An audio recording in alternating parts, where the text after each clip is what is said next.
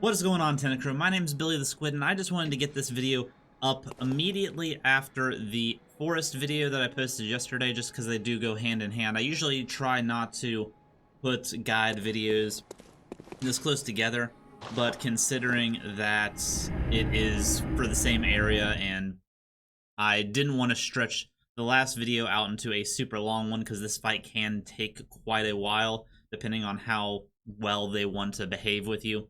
I wanted to just kind of put these together, lump them up. So here is our current stat loadout. We have only put points into strength and skill, 25 strength, 23 skill. And the only thing we're going to need for this fight are beast blood pellets.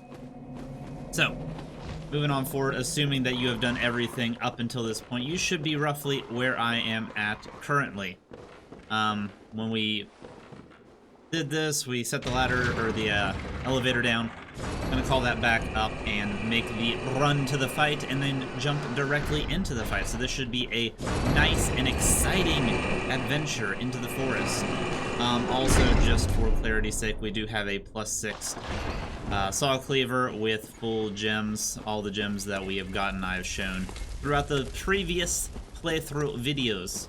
So, first thing will be first is getting there. And luckily, this forest isn't as confusing as one might think. Just follow the nice brick, stone, whatever you want to call it, road, and it will get you there. Slowly, surely, dangerously, but you will get there. Biggest thing here is just stamina management.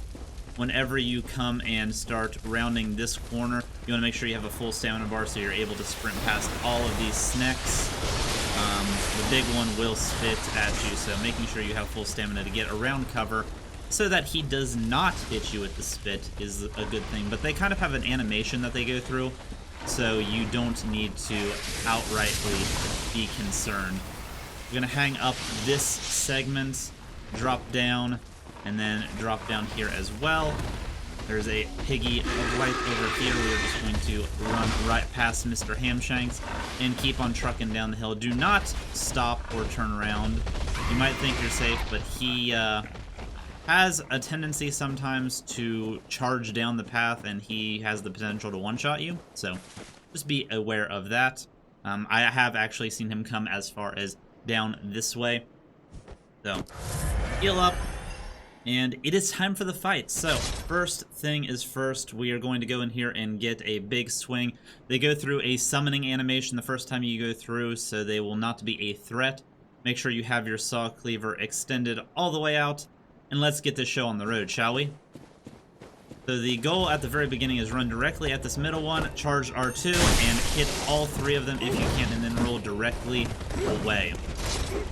Now, the way this fight is laid out is you've got one guy that is primarily melee focused, you've got one guy that is a ranged mage, and then you have this dude with the candle that kind of just wants to fuck around and make your life as miserable as possible so that you can't chain any damage on this guy.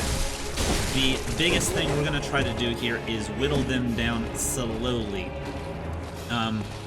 Not all of them. We're going to save Torch Boy for last, but the melee dude and the mage we definitely want to get chipped down to an equal level before we go into the last stages of the fight, which are, once you hit them to probably about 20% health, they do a transformation where they gain new moves that make the fight significantly more difficult. The way we are wanting to do this is to kind of bypass that and take them out very quickly after that transformation goes through. So going through here and chipping them down slowly is the best course of action. Do not linger hitting this guy more than twice if you feel safe. I tend to only do one if the candle guy is nearby, because he does a flamethrower attack. It's very easy to one-shot you. And this guy with the fireballs, those track just a little bit. So, safer than sorry, dodge roll out of the way anytime you are concerned about getting hit by them. He tends to also do multiple fireballs in a row. He's actually giving me some pretty decent RNG here. But he can spam a ton And if he goes and he does like a sidestep, that resets his attack timer, so he will end up doing more. And as you see there, I wasn't paying attention to my positioning and I got slapped around just a little bit. Those won't one-shot you outright, but if they stagger you into, say, this guy smacking you, you're done. You're fucking done. And the most difficult part of this fight is getting the setup. Once you get the setup, it should go pretty smooth. It just takes a while, and I'm actually getting some pretty decent RNG for the most part on this. That was a little bit of a risky one to go for. I saw the dude charging up fireballs, going for the hit anyway. Luckily, I was able to dodge through, but probably not the smartest play on my part. Also, just a heads up, as you saw there, just because you can't see the mage boy doesn't mean he's not casting at you. Those fireballs have a tendency to track around that big tombstone, so you might think you're safe, but you're not. You're fucking not. Trying to get Melee Man down to around transformation range. I'm going to take this time to start trying to chip away at the other one. Luckily, their resistances and their overall HP varies depending on which one. The one that we've been hitting, the melee dude, has the most, and the one casting the fireballs has the least, so it takes significantly less time to chip them down. Get that great hit. Now, if you look on the health bar by my shoulder, you see where the under part of the health bar kind of is starting to go into like a more whitish look.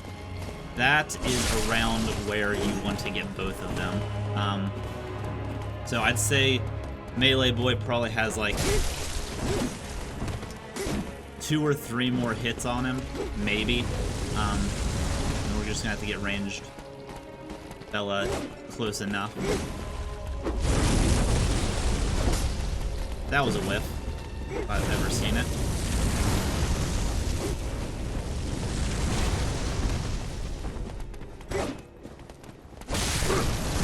That was a risky one too. If you see the candle dude charging up before you actually get the attack off, I would recommend not going for it. We're just Whiff City, baby. We're fine though. We're actually getting this done pretty quickly, so that's nice. Wait until this guy stops doing the casting before I go for another hit. I'm probably only going to go for one more hit on Melee Man, just because I don't want to trigger phase 2 without having the mage down properly.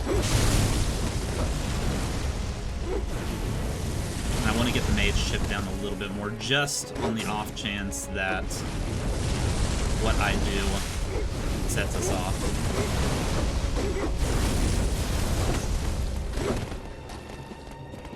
Don't whiff like I am, and this fight will go a lot smoother.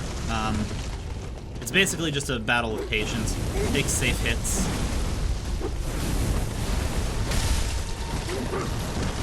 Keep in mind where all of them are at one time. Your Candle Boy is not going to be as big of a threat unless you make him a threat. He is just going to keep you humble, I guess is the best word for it. He's going to keep you from overstepping your boundaries, trying to chain multiple attacks in.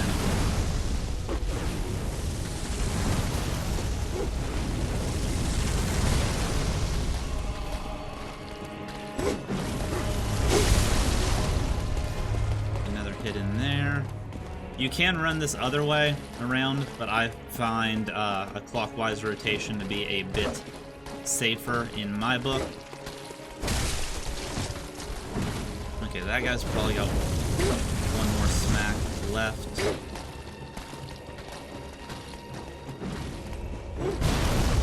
Actually gonna reset the rotation here because I really don't like going counterclockwise.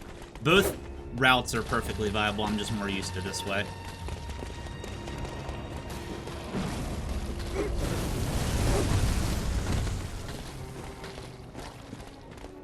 I'm actually gonna go ahead and pop my Beast Blood pellet here just in case. Okay, and there they go. And And that just goes to show why you specifically need to watch where Candleboy is at. So what happened there was I went to get the hit to start the phase transition, and he was in the middle of an attack animation with that flamethrower, so he didn't end up going into the transition. He just kept flamethrowing, and I walked directly into it. So this is how you properly do it.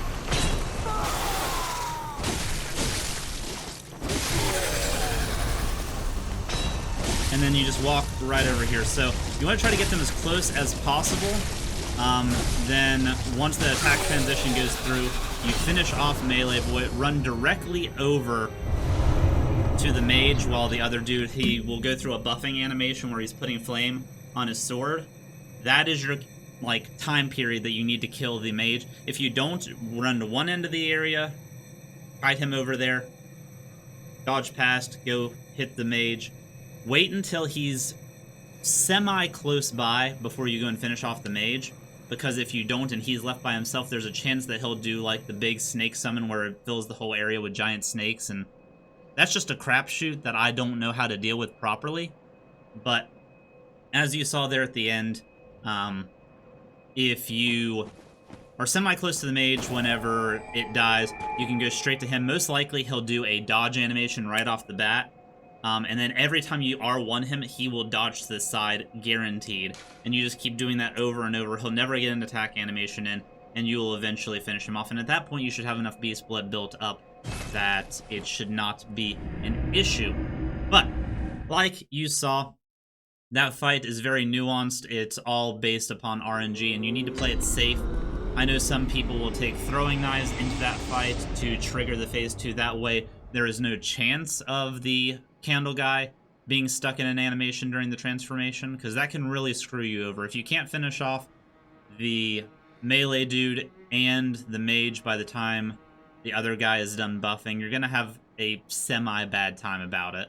But thank you all for watching. Hopefully you found this guide useful, and I will see you all tomorrow. Much love, Tenant Crew.